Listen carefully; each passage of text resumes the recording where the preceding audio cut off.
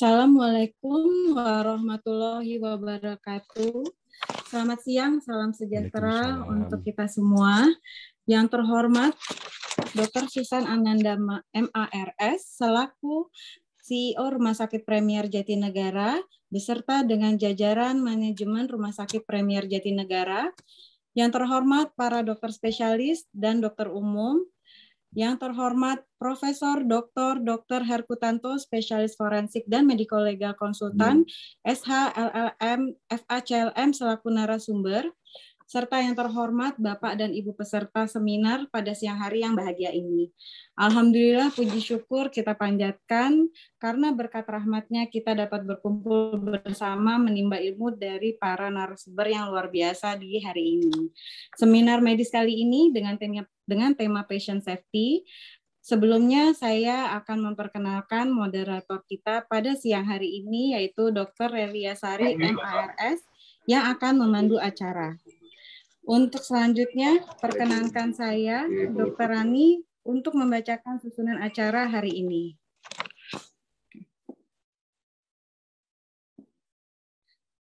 Susunan acara hari ini kita sudah mulai tadi sebelumnya dengan pemutaran video dari Rumah Sakit Premier Jatinegara. Nantinya akan kelanjutan setelah ini kita akan melanjutkan pembacaan CV narasumber pertama oleh moderator yaitu oleh Dr. Relia Sari MARS, di mana materi dari narasumber pertama yang akan dimulai oleh Profesor Dr. Herkutanto, spesialis forensik dan medical legal konsultan, SH, LLM, FACLM, lalu dilanjutkan oleh selingan. Dilanjutkan kembali dengan pembacaan CV dari narasumber kedua oleh moderator, dan kita lanjutkan materi dari narasumber kedua yaitu dari Dr. Susan Ananda MARS. Kemudian kita lanjutkan tanya jawab dan diskusi yang akan dipandu oleh moderator dan juga kita akan partisipasi dari para peserta. Selanjutnya dan dilanjutkan oleh penutupan, dan di akhir acara nanti akan di-share untuk link absensi. Mohon nanti agar diisikan dari para peserta. Link absensi akan di-share di kolom chat yang nantinya akan di-share untuk sertifikat yang akan dikirimkan ke email masing-masing yang sudah terdaftarkan di link absensi. Baik, selanjutnya saya akan serahkan acara kepada moderator kita, Dr. Relia Sari, untuk memulai acara siang hari ini. Silakan, Dokter.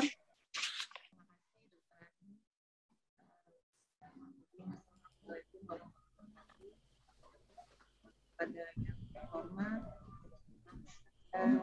ya, ya. Terhormat Dr. Sutomo spesialis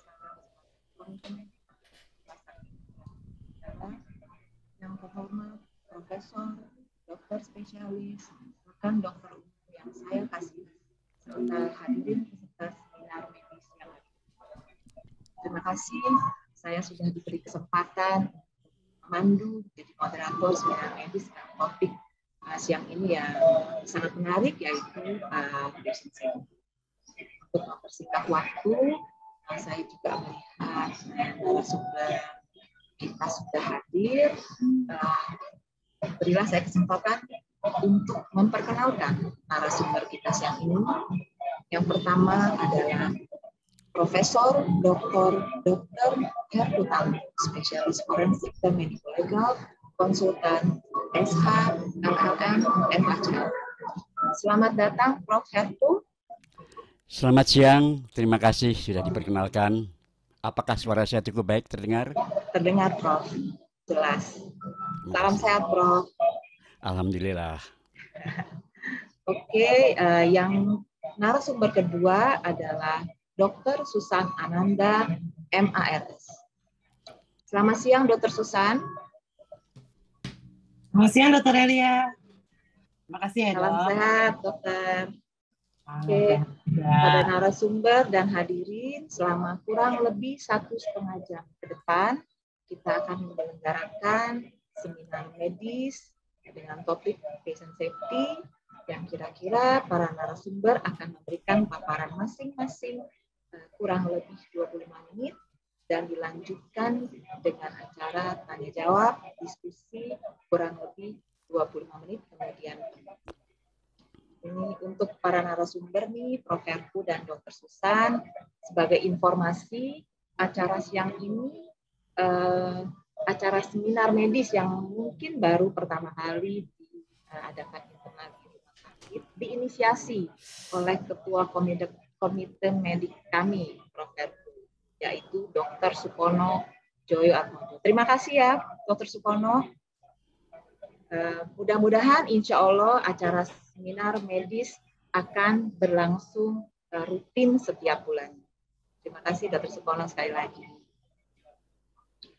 Dan sebagai informasi juga nih Prof. Herku, bahwa peserta seminar hari ini, selain profesional dokter, baik dokter spesialis, dokter umum, yang berpraktek di Rumah Sakit Premier Jatinegara tentunya, juga ada rekan-rekan karyawan dari multidisiplin yang lain seperti keperawatan, ada gizi, farmasi, yang semua juga berpraktek di Rumah Sakit Premier.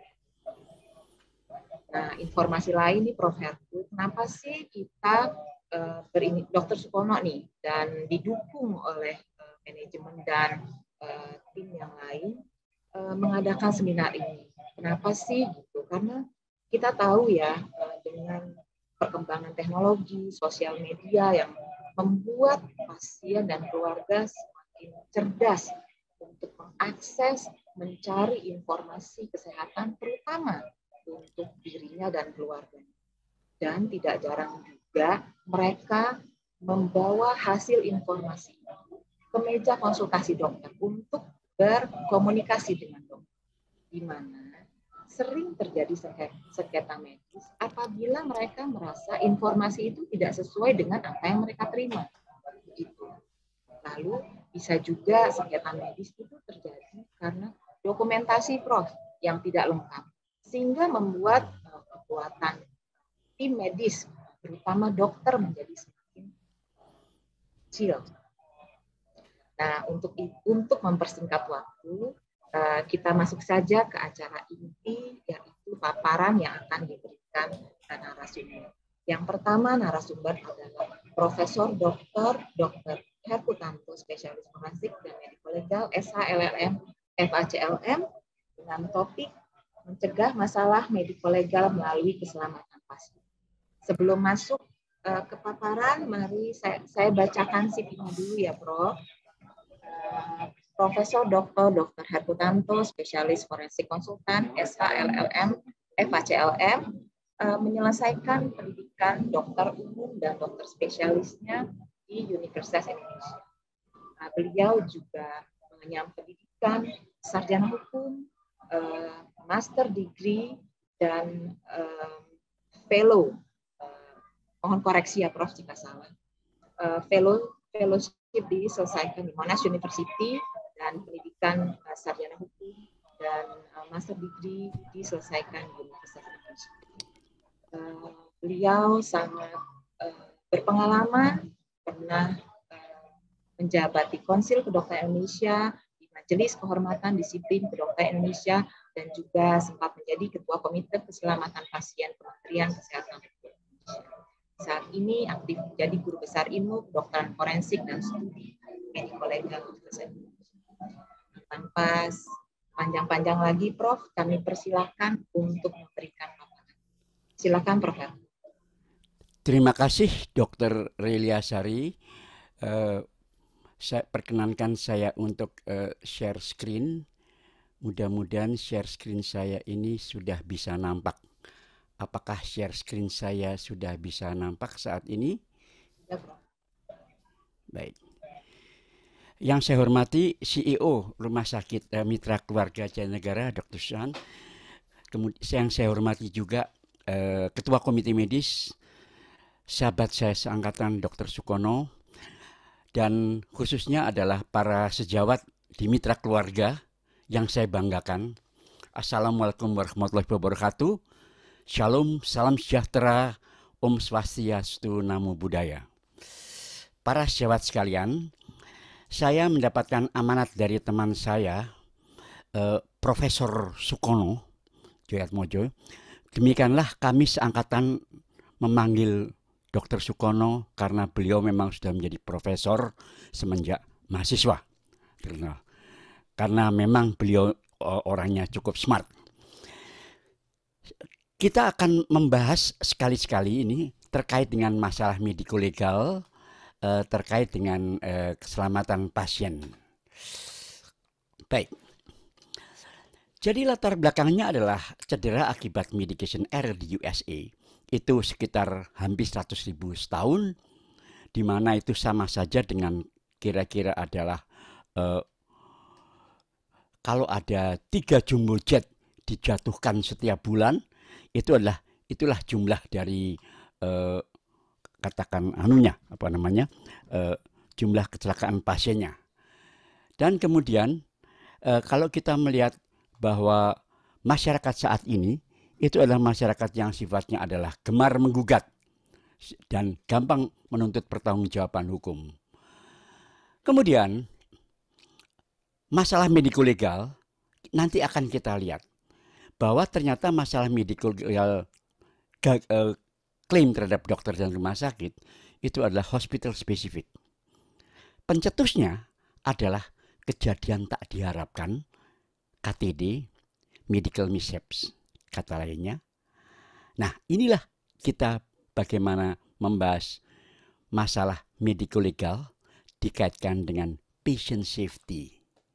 Isu sentralnya adalah bahwa manajemen risiko pada kondisi masyarakat gemar menggugat itu terkait dengan bagaimana upaya kita untuk mengenali berbagai akar masalah agar tidak terjadi kejadian tak diharapkan, dan intinya adalah bagaimana patient-centered care dan teamwork itu bekerja untuk mencegah kejadian yang tak diharapkan ini. Sahabat sekalian, intinya adalah marilah kita siang ini sedikit berbincang-bincang tentang keselamatan pasien dengan santai. Kita tidak usah menggunakan otak belahan kiri kita bicara saja dengan hati. Jadi bagaimana kita menghilangkan alasan klaim dari pasien melalui patient-centeredness. Mari kita mulai. Jadi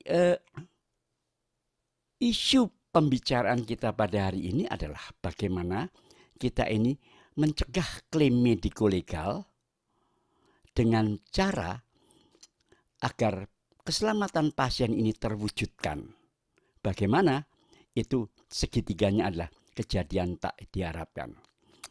Tentu saja tanpa adanya kejadian tak diharapkan, salah satu alasan utama untuk melakukan klaim menjadi tidak ada.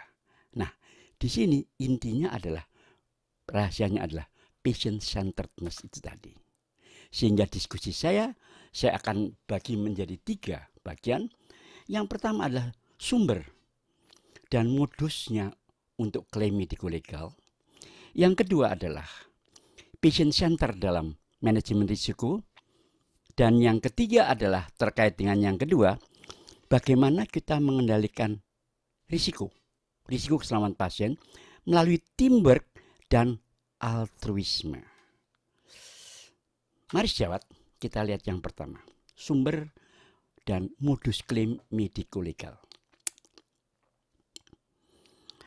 Salah satu trigger factor dari adanya klaim pasien itu adalah bila terjadi insiden atau accident akibat pasien ini tertimpa risiko akibat tindakan medis dan pelayanan di rumah sakit. Walaupun kita sudah melakukan defense dengan suatu SOP yang lengkap, policy yang lengkap, dan juga dengan kehati-hatian, masih bisa saja peluang terjadi hal-hal yang tak diharapkan. Itu adalah memang the nature of our business di dalam healthcare services.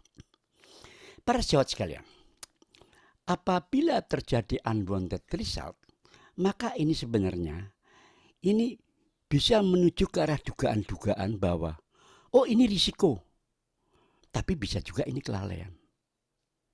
Ini yang kemudian harus kita buktikan. Kalau kita melihat di dalam bagan ini, di dalam bagian ini ketika pasien itu melakukan klaim, tentunya jangan sekali-sekali langsung melakukan settlement. Seolah-olah selesai, tapi kita akan dianggap liable. Nah, tentu saja kita harus tentukan dulu, kita buktikan, apakah kita ini dalam keadaan liable apa tidak, guilty or not guilty. Dan ini adalah apabila terjadi suatu negligence. Negligence ini adalah sumber dari suatu pertanggungjawaban dan claim settlement. Masalahnya terjadi ketika terjadi unwanted result, ini bisa juga karena risiko yang tidak dipertanggungjawabkan kepada kita. Untuk itulah, maka kita sekarang mencermati lebih dahulu bagaimana kira-kira pada sisi yang kanan ini mekanisme patient dissatisfaction. Karena unwanted result ini pada tahap awal masih belum bisa ditentukan ini adalah karena risiko ataukah karena negligence. Apapun klaimnya, sahabat, intinya adalah karena patient dissatisfaction. Banyak sejawat itu mengeluh. Saya ini sudah praktek dengan baik, cermat, hati-hati. Saya ini nggak salah, tapi kok diklaim juga. Sejawat, orang diklaim itu bukan karena salah loh, tapi karena tidak puas. Bahkan sebaliknya, walaupun dokternya itu keliru mengeluarkan suatu kekhilafan, tapi kalau pasiennya puas, dia belum tentu mengklaim itu. Nah, kita melihat apa patient dissatisfaction ini predisposing factornya. Itu adalah lifestyle, gaya hidup pasien. Faktor demografi. Kita lihat ada saudara kita dari etnis tertentu yang gemar menggugat. Ekspektasi pasien, seperti yang dikatakan oleh moderator kita, yaitu bahwa pasien itu terpapar pada berbagai macam informasi, sehingga need dan want-nya itu tadi, itu berkembang. Mereka sudah tahu, sedikit banyak, walaupun tidak tepat, dengan googling. Nah, ditambah lagi dengan persepsi pada price, bagaimana perilaku provider dan kualitas pelayanan, maka ini menjadi suatu predisposing factor yang tentunya harus kita perhitungkan. Dan precipitating factornya adalah apabila terjadi unwanted effects, tidak ada consent, dan komunikasi yang jelek. Kita kali ini akan membicarakan khususnya sedikit unwanted effects terkait dengan masalah teamwork dan komunikasi. Kali ini kita tidak membahas masalah consent lebih dahulu. Baik. Nah, sekarang bagaimana kita untuk mencegah risiko terjadinya suatu KTD? Jadi kalau kita lihat di dalam skala ini, sebelah kiri itu adalah probabilitas yang tinggi terjadinya insiden atau accident, yang kanan adalah yang lebih kurang. Dan ini terjadi, ini adalah ini dia, national culture, negative organizational culture, dan professional culture. Jadi ini adalah pada tataran makro, pada tataran meso, dan pada tataran mikro. Pada tataran makro, national culture,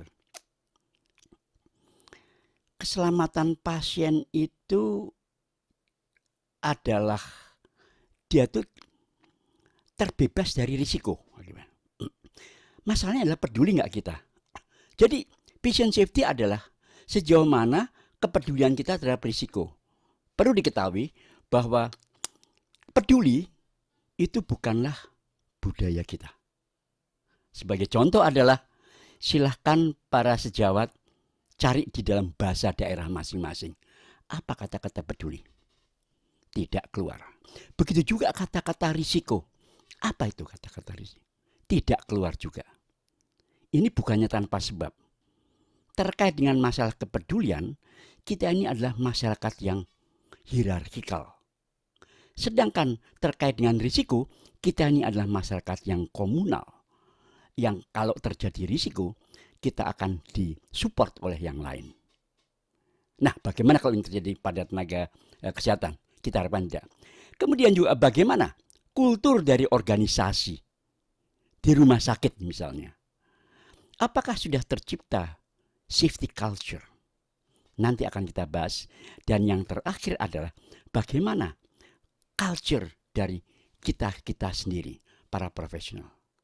Nah, di sinilah bagaimana organizational behavior, khususnya di rumah sakit Mitra Keluarga Jatinegara ini, bisa kita geser ke arah yang sebelah kanan. Antara lain yang menginjus ini banyak. Workload dan terusnya, fatigue, bad communication, dan seterusnya. Sahabat sekalian, penyebab dari suatu kecelakaan, kejadian tak diharapkan, itu tentunya adalah dikaitkan dengan performance kita yang kurang baik. Performance merupakan suatu perkalian antara skill dikalikan behavior. Jadi andaikan saja skill kita ini adalah 1, behavior saya 1, bagus, maka performance kita adalah 1, full, bagus. Tapi salah satu saja dari komponen ini 0, pasien tidak akan selamat, saudara. Sebagai sejauh manapun juga skillfulnya kita. Jadi mendinganlah jangan 0-0 amat begitu. Mendingan ada sedikit, pasien paling enggak masih 1/4 selamat begitu tadi. Tapi saya percaya di Rumah Sakit Mitra Jatinegara itu akan jauh lebih baik. Jadi key point yang saya sampaikan tadi adalah pencegahan klaim mediko-legal itu dilakukan dengan menghilangkan alasan untuk mengklaim. Karena bila tidak terjadi KTD, maka pasien tidak akan memiliki dasar untuk mengajukan suatu klaim. Silakan saja ajukan. Kita akan dalam posisi sangat kuat. Pertama. Dan yang kedua, kompetensi dan perilaku terhadap keselamatan pasien itu akan menentukan performance asuhan pasien, patient care yang terkait dengan KTD. Kita masih lihat gambar ini dengan ini. Demikianlah bagian pertama. Mari kita dengan santai kita masuk sekarang ke dalam bagian yang kedua. Bagaimana patient center care di dalam manajemen risiko? Kembali lagi, ujung dari patient center care yang tidak ingin kita kejadian adalah kejadian tak diharapkan pada keselamatan pasien, yaitu suatu kejadian berupa kecederaan atau kematian seorang pasien terjadi sebelum, sesaat, pada saat maupun setelah dilakukan pengobatan akibat kurangnya pengelolaan risiko, risk management. Tepat sekali pada siang hari ini manajemen rumah sakit mengedepankan patient safety. Dan ini tidak dihubungkan, tidak terkait dengan pengobatan medis, prosedur diagnostik terapi dan terusnya. Kalau terkait, itu namanya komplikasi. Siapa yang melakukan? Tenaga kesehatan dan walaupun bukan tenaga kesehatan. Baik, setelah kita melihat, maka bagaimana kita mencegah risiko? Kita tidak akan mencari-cari siapa yang salah. Kita gunakan analisis risiko setelah kita lakukan identifikasi. Saya yakin tim keselamatan pasien KKPRS Rumah Sakit Mitra Keluarga Jatinegara itu sudah melakukan tindakan-tindakan semacam ini. Akhirnya risiko itu bisa ditangani. Baik. Setelah ini masih tergantung pada bagaimana perilaku para profesional kita. Sejawat, marilah kita mencoba untuk memahami risiko itu berupa probability dikalikan severity dibagi dengan barrier. Kita belajar dari si tikus yang cerdik ini.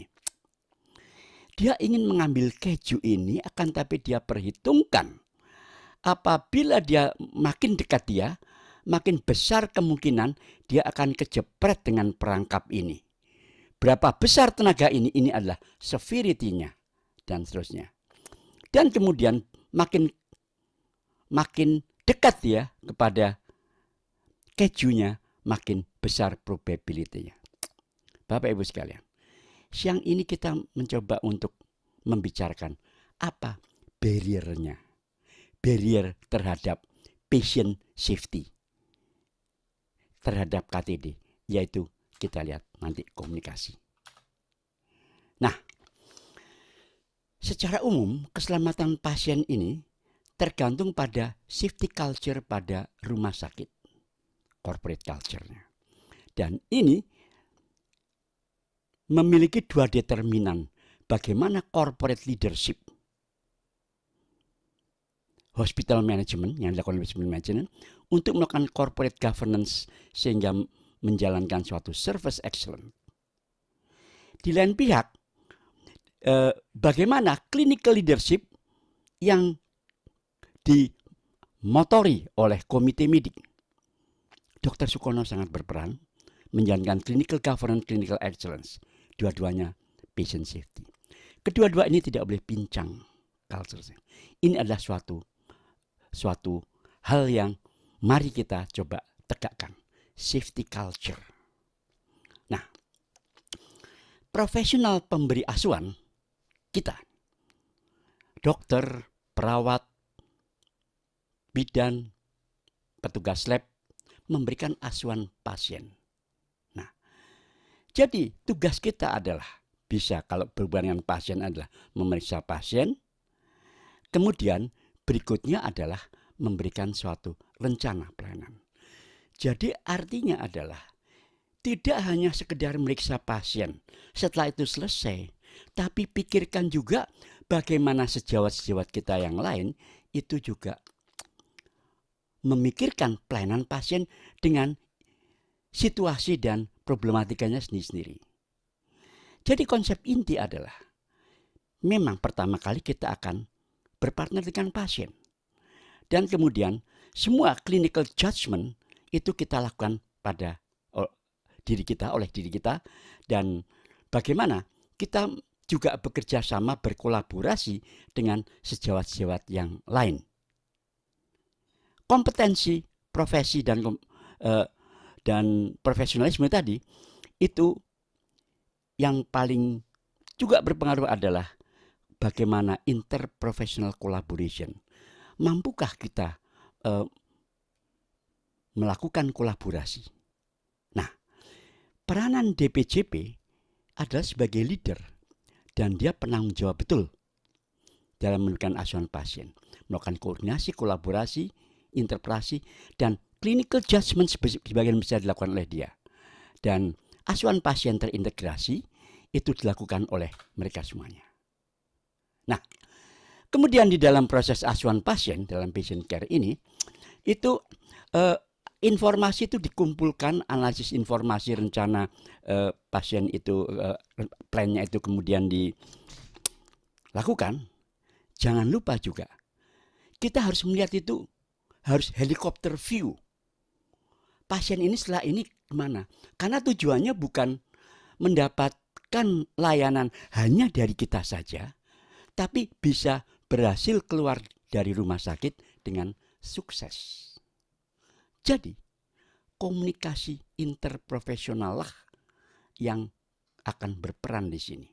Di sini bagaimana ada dokter jaga dan perawat, ada siklus komunikasinya, dan juga dengan sejawat yang lain dalam tim, khususnya kalau pasien dengan multi patologi.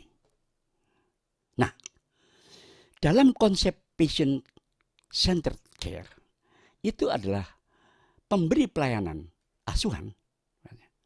Itu kita bisa terdiri dari clinical leadernya yaitu DPJP, tim interdisiplinnya, kemudian terhadap pasien kita berpartner. Jangan sampai pasien itu juga melakukan hal-hal yang merugikan dirinya sendiri.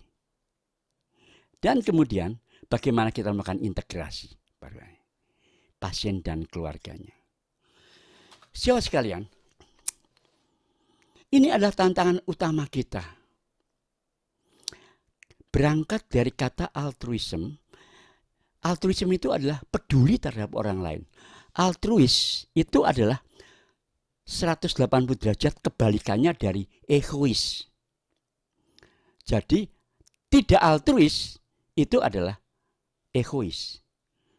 Saya diajari oleh sahabat saya Dr. Sukono untuk berbahasa yang santun.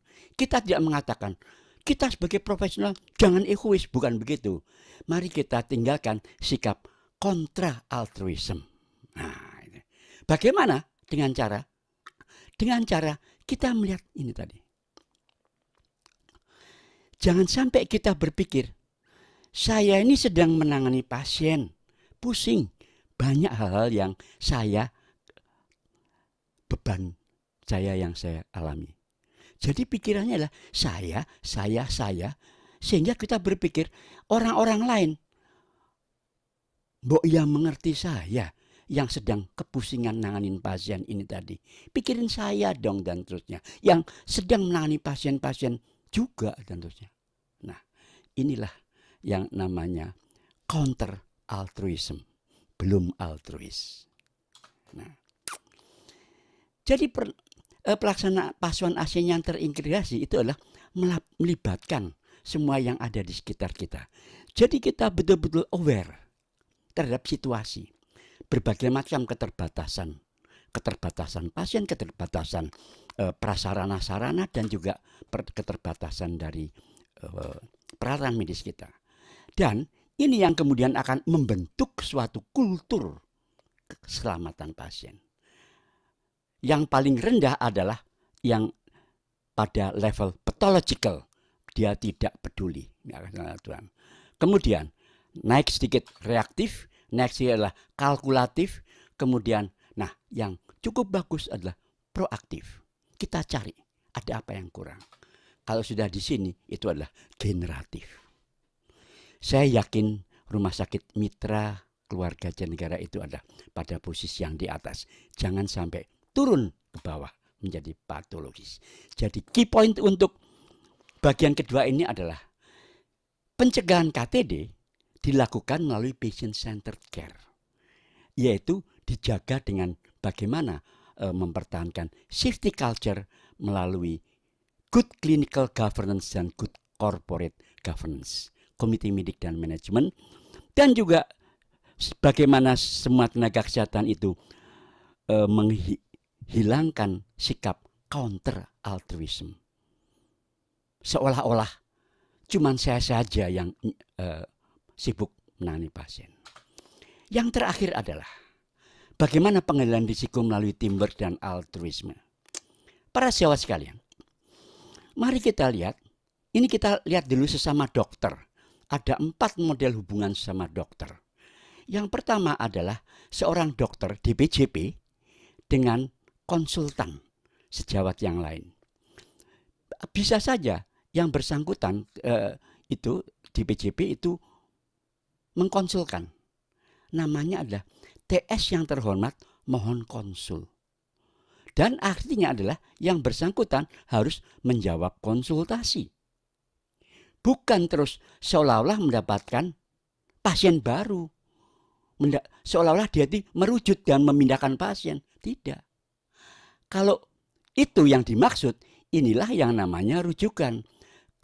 Bahasanya adalah TS yang terhormat mohon penanganan selanjutnya. DPJP beralih di sini.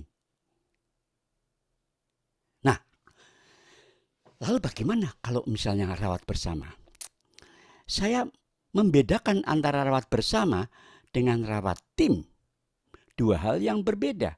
Dalam rawat tim itu ada captain of the ship. Siapa yang paling bertanggung jawab atau DPJP utama.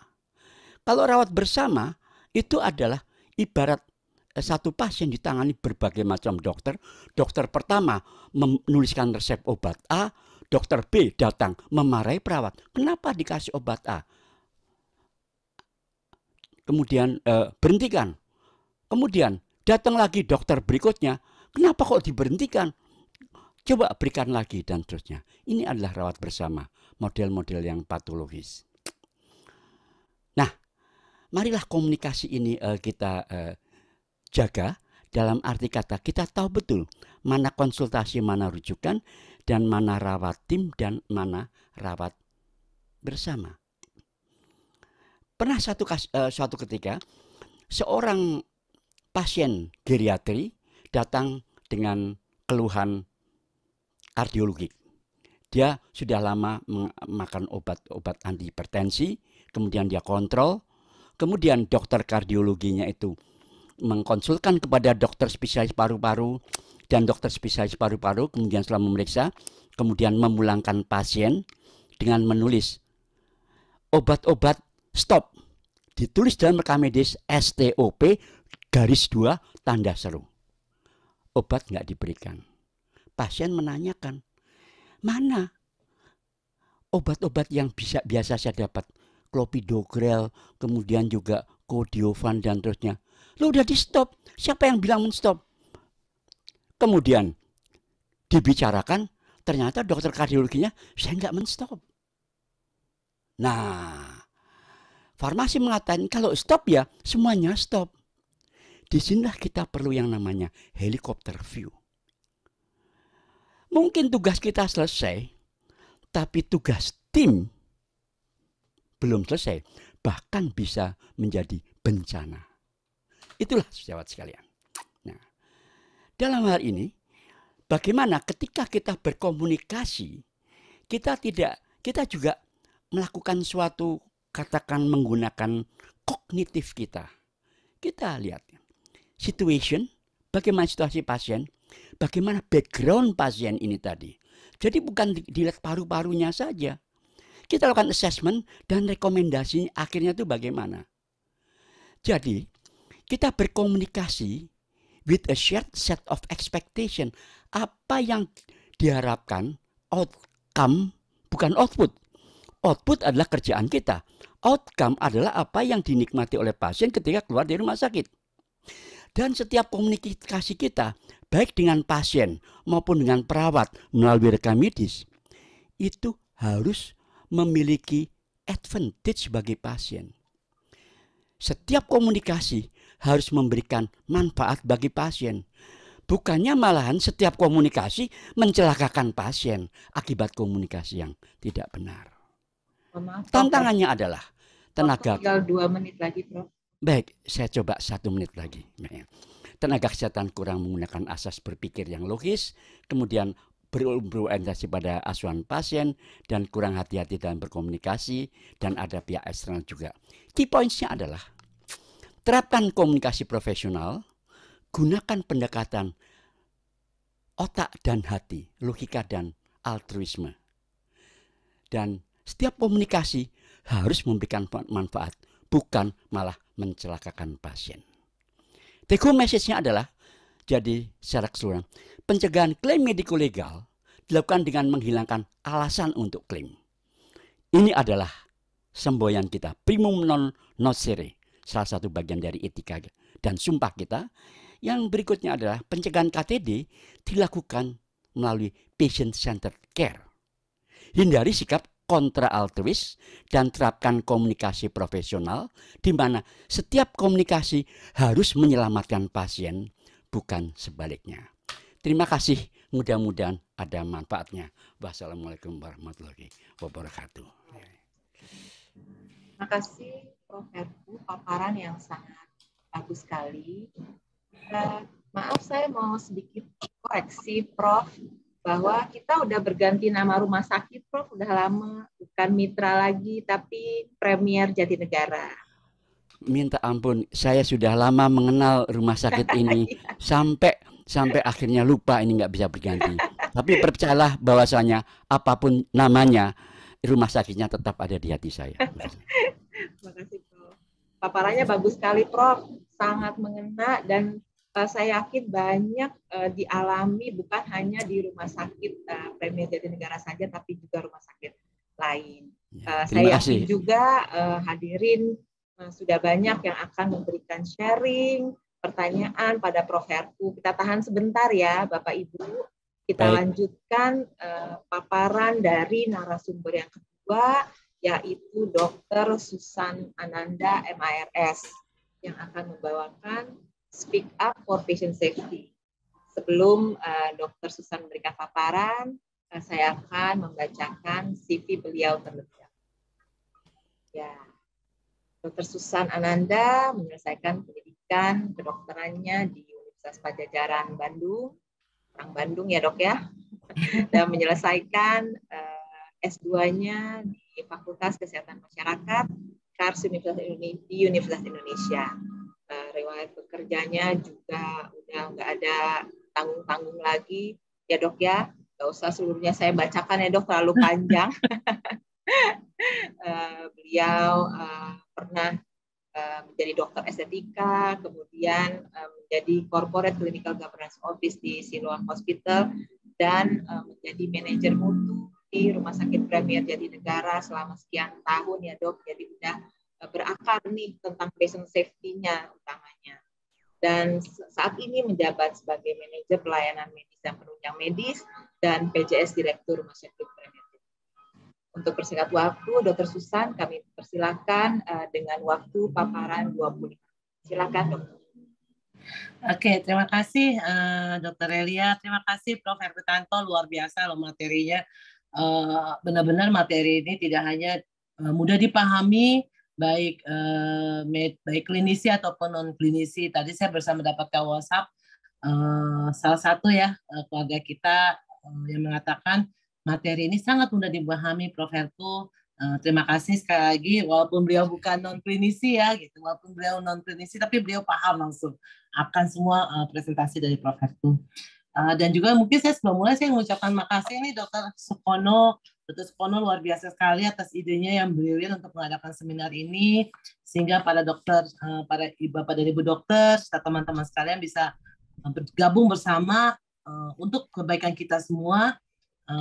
Perbaikan juga di dalam pelayanan rumah sakit, dan topik kita yang pertama ini adalah mengenai patient safety. Sedikit singkat, mungkin saya akan langsung mulai ya. Terima kasih Dr. Elia atas alert awalnya. Oke, kita akan mulai. Dr. Jessica mungkin bisa bantu. Oke.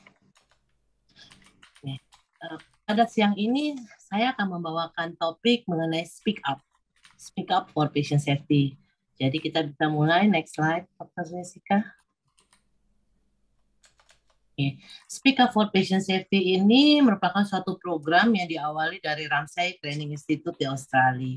Kemudian dikembangkan, dan akhirnya karena kita juga merupakan bagian dari Ramsay Hospitals, jadi program ini pun akan diterapkan dan tepatnya sudah diterapkan di Jatinegara. Next slide, please. Nah, di awal tahun 2020, tepatnya pada tanggal 7 Januari pada waktu itu, kami Rumah Sakit Premier Jatinegara sudah melaunching lah program yang ditujukan untuk meningkatkan kualitas pelayanan kesehatan dengan berdasarkan prinsip keselamatan pasien yang paripurna. Program tersebut disebutnya adalah Speak Up for Patient Safety, dan di mana tidak hanya untuk tenaga profesional klinisi, namun hal ini juga diterapkan kepada yang non-klinisi. Next, sayang. Nah, inti dari program Speak Up for ini adalah meningkatkan untuk budaya komunikasi, sehingga adanya safety culture yang tidak dihanyakan kepada pasien, namun juga untuk dokter, perawat, dan seluruh karyawan di rumah sakit di Premier Jatinegara. Nah, Speak Up ini adalah, sebenarnya Speak Up itu dasarnya adalah change habit, di mana kita merubah suatu kebudayaan. Bukanlah suatu proses yang sulit, bukanlah proses yang membutuhkan suatu teori yang dalam, namun kembali lagi ini adalah culture. Culture ini juga sudah di-launch oleh WHO karena dengan diterapkan adalah Speak Up. Speak Up ini untuk mendorong hak pasien sehingga mereka mendapatkan pelayanan yang lebih aman. Dan ini adalah bentuk awareness, kesadaran dari suatu tindakan yang beresiko di dalam memberikan pelayanan perawatan kepada pasien. Dan tentu saja diharapkan dengan adanya Speak Up ini bisa menurunkan adanya kejadian-kejadian yang terjadi di rumah sakit dalam pemberian pelayanan. Dalam satu prinsip yang di dalam Speak Up adalah diam bukan berarti aman, dan Speak Up itu penting untuk keselamatan pasien. Nah, Speak Up ini intinya adalah kebiasaan dalam berkomunikasi. Kita selalu menerapkan bukan siapa yang benar, namun apa yang benar. Di dalam komunikasi itu, di sini adalah dua topik yang saling berkontradiksi, yaitu kekuasaan dan keamanan. Di dalam kekuasaan itu adanya agresif dan adanya sifat penurut. Dengan agresif itu adalah siapa yang benar. Siapa yang benar maksudnya adalah, oh saya yang benar, saya yang memberikan, saya yang tahu teorinya, dan saya yang melaksanakan, jadi saya yang tahu. Atau penurut karena bersifat dari kekuasaan, kalau penurut ya udah deh, ikutan aja deh, gitu kan. Namun kita lihat dari sisi keamanan, di sini tegas. Apa yang benar? Saya melihat sesuatu yang nggak aman. Dan saya memberitahukan secara profesional bahwa ini tidak aman. Dan secara kooperatif adalah karena kita melakukan apa yang benar, kita semua melakukan bekerja sama dengan baik untuk memberikan pelayanan yang aman terhadap pasien. Lanjut, Dr. Jessica. Nah, hal-hal inilah yang selalu menjadi hambatan di dalam melaksanakan program speak up, di dalam untuk berani berpendapat, untuk berani menyatakan adanya rasa takut, adanya asumsi bahwa oh kita tuh nggak ada apa-apanya deh, udahlah kita kerjain aja, gitu kan. Atau adanya ketidakpastian atau kurang paham, bahkan adanya budaya, persepsi, dan juga kepribadian dari orang-orang tersebut. Hal-hal inilah yang akan menimbulkan error in care atau kesalahan di dalam pemberian pelayanan.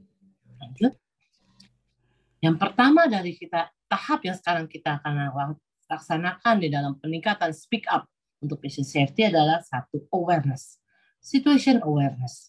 Menyadari apa yang terjadi di sekitar kita semua, lalu memahami apa artinya informasi bagi kita semua juga, dan itu semuanya adalah untuk kebaikan di masa depan kita. Nah, ini teori nih. Mohon maaf, tapi saya akan memberikan persingkatan saja. Di sini, seperti dikatakan, saya melihat, saya berpikir, dan saya bertindak. Ada level 2 persepsi, level 2 pemahaman, dan level 3 proyeksi. Tentu saja di level awal kita harus membentuk suatu persepsi dulu mengenai speak up. Di speak up itu kita melihat apakah saya memperoleh informasi yang saya perlukan ketika saya mau bertindak. Tapi ketika kita juga bertindak, kita harus berpikir, apakah saya sudah paham dengan prosesnya? Dan akhirnya di ketiga adalah saya bertindak. Dengan situasi yang sangat dinamis dan waktu yang sangat kritis, saya harus segera bertindak untuk semua keamanan di dalam memberikan pelayanan kepada pasien. Next slide. Nah, di dalam gambar ini sudah dilihat ya, saya tidak mau lihat, saya tidak mau dengar, saya tidak mau lihat, dan saya tidak akan bicara. Namun hal-hal itulah yang harus kita terapkan di dalam kesadaran situasi. Misalkan kita tidak menelpon sangat memerlukan bantuan, atau juga tidak bisa mengidentifikasi kepada timnya, ini ada masalah loh, diem-diem aja. Mengasumsikan bahwa sebuah perkumpulan sebagai tim dan di mana kita tidak bisa melakukan intervensi di dalam hal tersebut. Dan juga mengabaikan sumber daya yang ada, di mana mereka bisa bertanya, mereka bisa berdiskusi, gitu ya. Dan juga bisa juga adalah mempergunakan prosedur yang tidak sesuai. Sehingga tidak mematuhi aturan yang ada, gagal akhirnya mencapai tujuan, dan juga tidak bisa menyatukan perbedaan, adanya juga ambigu, atau perasaan yang sangat dalam dan sibuk dengan pikiran sendiri. Lanjut. Nah, awareness inilah yang kita harus tingkatkan lagi ketika kita melihat sesuatu atau kita mendengar sesuatu atau kita sedang melakukan asumsi penilaian terhadap sesuatu, jangan bingung dan ragu. Saya sekali lagi mendorong Bapak dan Ibu dokter semuanya di sini, kita selalu berkomunikasi secara terbuka, kita akan open untuk apapun. Jadi ketika ini tidak hanya untuk teman-teman dokter, cuma untuk Bapak dan dokter, tapi juga untuk teman-teman lainnya ya, gitu ya. Jadi please, kalau sedang melihat sesuatu yang rasanya nggak tepat, ini nggak baik buat pasien, ini tidak benar, jangan ragu dan jangan bingung. Selalu percayakan akan kemampuan diri kalian untuk juga perasaannya dan lakukanlah speak up. Dan tentu saja di sekitar yang dari lainnya itu akan mendengarkan speak up tersebut. Lanjut. Nah, di dalam speak up ini ada namanya PACE. Jadi kita harus awareness dulu. Kalau sudah ada awareness yang dibentuk, kita akan terapkan yang namanya PACE. Singkatan lagi. Singkatan ini merupakan adalah titik pelaksanaan dari yang program kita yang bernama Speak Up for Patient Safety. Diharapkan ketika sudah menerapkan teknik tersebut, kita akan mengalami satu perubahan budaya yang lebih baik lagi, yang lebih profesional lagi di dalam memberikan pelayanan kepada pasien. Sekali lagi, di dalam Speak Up ini yang kita terapkan adalah bukan siapa yang benar, namun apa yang benar. PACE itu singkatannya dari Inggris yaitu Prompt, Alert, Challenge, dan Emergency. Namun kita sederhanakan dalam bahasa Indonesia, di mana pertama adalah penyidikan. Kata-kata utamanya adalah ketika kita melihat sesuatu, kita langsung bertanya, boleh saya klarifikasi? Atau harus mempunyai suatu keinginan yang kuat nih? Boleh saya tanya ketika melihat ini, ada satu proses, apakah ini benar? Apakah ada proses lainnya yang seharusnya lebih tepat dilakukan? Namun, bila ternyata dari proses tersebut tetap dilaksanakan, tetap berjalan tanpa mendengarkan apapun, kita periksa. Kita lakukan pemeriksaan. Apakah prosedurnya sudah tepat? Apakah memang tahap itu sudah benar? Itu bisa dilakukan dengan mempertanyakan kepada orang lain. Dan lalu kita keluarkanlah alert. Lalu yang ketiga tantangan. Tantangan ini adalah, maaf, saya harus Bapak dan Ibu harus mendengarkan saya. Dan yang keempat adalah emergency. Akan lebih detailnya nanti saya lanjutkan. Yuk, Jet. Nah, di sini adalah mengirimkan PACE. Jadi kalau mengirimkan PACE itu kita harus benar-benar firm. Nah, inilah yang di-challenge. Ada rasa sungkan, ada rasa takut, dan juga tidak berani karena berhubungan dengan pekerjaan, atau juga rasa tidak enak ya, kalau bahasa umumnya adalah kulon nuwun. Aduh, nggak enak ngomongnya kalau kayak gini. Namun sekali lagi, sebagai seorang profesional, kita memiliki tanggung jawab dan akuntabilitas dalam memberikan pelayanan. Dan itu juga termasuk untuk berbicara. Dan sekali lagi, Speak Up ini bukan untuk ngajak berantem atau konfrontasi. Tapi hal ini adalah sifatnya kita berdiskusi bersama untuk melakukan apa yang benar. Dan hal-hal ini tentu saja sebagai tenaga yang profesional dan juga tetap harus bersikap hormat dan tetap memenuhi etika dalam profesionalitas. Dan dalam aturan komunikasi yang berlaku adalah menggunakan ekspresi wajah yang sesuai, memperhatikan postur dan gesturnya, dan tentu saja adanya kontak mata, dan juga kita selain membicarakan sesuatu, kita juga harus menjadi pendengar yang aktif. Lanjut, Dok. Nah, PACE ini atau Speak Up ini bisa kita lakukan apabila penerima tersebut memang adalah penerima yang profesional, dan juga sama bisa memberikan rasa hormat kepada satu sama lainnya. Dan juga di dalam hal ini kita melihat orang profesional tersebut tentu saja memiliki kecerdasan emosional dan juga tidak bereaksi negatif ketika orang lain berbicara. Ini adalah kembali lagi yang saya katakan, ini merupakan suatu culture atau suatu habit. Mari kita bangun bersama Bapak dan Ibu culture ini di dalam Rumah Sakit Premier Jatinegara, karena sekali lagi kita semua bersatu bersama dalam memberikan pelayanan kepada pasien. Tidak sendiri-sendiri, tidak merupakan satu pahlawan sendiri, namun kita semua di sini ada tenaga profesional yang dituntut dan harus memberikan pelayanan yang baik kepada pasien. Jadi ketika Anda melihat, belum sayang? Boleh balik, Jess? Oke. Banyak, oke. Oke, stop. Jadi ketika melihat atau mendengar atau merasakan atau ada suatu insting nih yang membuat suatu kekhawatiran, yuk kita lakukan Speak Up. Kuncinya adalah kadang memang tidak ada waktu untuk menilai hal-hal tersebut. Namun ketika melihat dan merasakan dan tahu ini salah, langsung kita terapkan.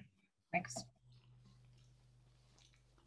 Nah, teknik PACE. Pertama, tadi saya sudah katakan probe. Mari kita tanyakan. Mungkin kalimatnya tidak sekaku ini ya. Dapatkah saya mengklarifikasikan? Udah ketinggalan, langsung dilewat. Namun bilang, maaf, boleh saya bertanya? Hal-hal yang saya lihat, tampaknya ada yang mau saya diskusikan. Atau ngomong, boleh nggak dok diskusi? Jadi hal ini juga diterapkan tidak hanya kepada dokter perawat, perawat dokter, dokter juga ke dokter, atau sesama tenaga profesional lainnya. Hal ini benar-benar terbuka untuk semuanya. Yuk lanjut. Yang kedua. Namun kalau misalkan ternyata hal ini tidak bisa diterapkan, langsung kita masuk yang ke teknik kedua. Enggak kok, saya benar, kita lihat bersama yuk. Gitu. Ini loh semua data pasiennya. Ini loh semua data yang ada. Mari kita duduk bareng dan tolong membuat saya paham apakah insting saya itu salah atau penilaian itu saya salah. Jadi kita harus membuat orang yang kita tuju itu memahami mengapa kita bertanya. Yuk lanjut yang ketiga. Yang ketiga, kalau masih benar-benar defensif yang dikeluarkan, mari kita challenge. Anda harus mendengarkan saya. Anda perlu mendengarkan kekhawatiran saya.